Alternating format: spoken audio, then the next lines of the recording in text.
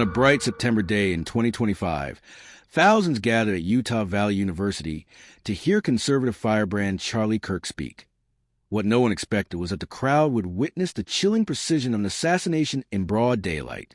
From a hidden vantage point nearly 150 yards away, a single bullet ripped through the air with deadly intent, striking Kirk in the neck and ending his life instantly. The shot echoed like a sinister warning, sending shockwaves through the nation and igniting panic on a normally peaceful campus. This was no random act of violence. It was a meticulously planned sniper kill that stunned the country. For weeks, a shadow had lurked on rooftops around UVU, going unnoticed by campus security, unprepared for such a deadly ambush. Tyler Robinson, a 22-year-old with a black U.S. flag shirt pulled low over his face, methodically navigated the campus. Disguised, patient, and armed with Mauser .30-06 bolt-action, rifle etched with cryptic slogans. Minutes before the fatal shot, he cloaked himself in darkness atop the Losi Center, waiting for the perfect moment to strike. When he fired, the bullet pierced Kirk's neck with surgical precision, a shot designed to silence a powerful voice and plunge a community into chaos. What followed was a frantic manhunt that gripped the nation. Videos surfaced a lone figure fleeing into the shadows. Campus lockdown shook a terrified student body, and the FBI flooded the investigation with leads. But the real twist came when the assassin's own father recognized his son on surveillance footage and handed him over. The sniper had become a fugitive from justice, caught not by the law but by blood ties. Facing charges that include aggravated murder, Tyler Robinson's calm facade shattered, revealing a chilling level of premeditation that shocked even his closest acquaintances. This was more than a tragedy. It was an assassination that exposed glaring failures in campus security and ignited fiery debates about political violence in America. Utah Valley University, vulnerable and unprepared, became the tragic stage for a deadly message.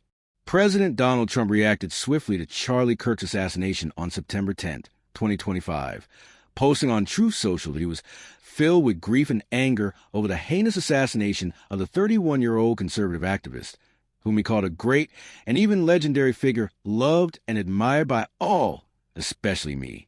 In a video from the Oval Office, Trump labeled it a dark moment for America, vowing to crack down on radical political violence that has hurt too many innocent people, while urging Americans to honor Kirk's values of free speech and citizenship, despite no suspect identified yet.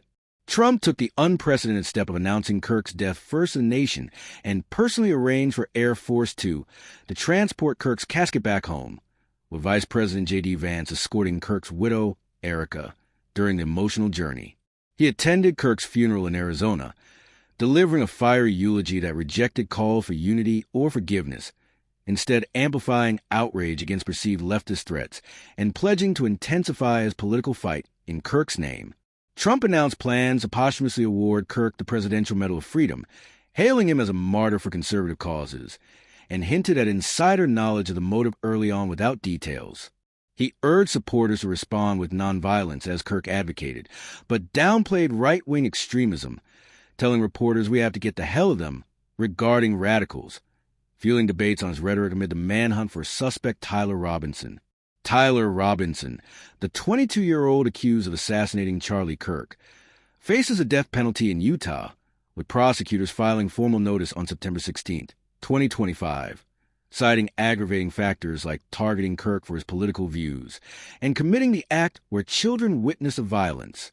Robinson was indicted on aggravated murder, felony discharge of firearm causing serious injury, 2 counts of obstruction of justice, 2 counts of witness tampering, and violence in a child's presence. Evidence includes a confession to family which reads, "There is too much evil and Kirk spreads too much hate. I had enough of his hatred. A little over a week planning."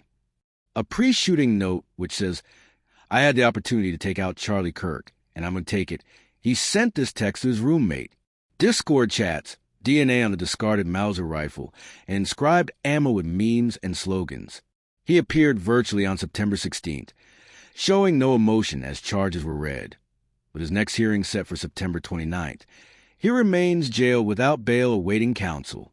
Utah County Attorney Jeff Gray called it an American tragedy, but affirmed the death penalty pursuit while federal charges loom but aren't rushed. No trial date or sentence yet as of late September 2025.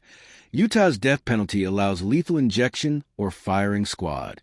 The case remains a haunting reminder that no voice, no matter how loud, is safe from the calculated fury of an unseen enemy. This story is dark, raw, and a gripping true crime saga that demands to be told. This is Crime Lens. Every detail matters.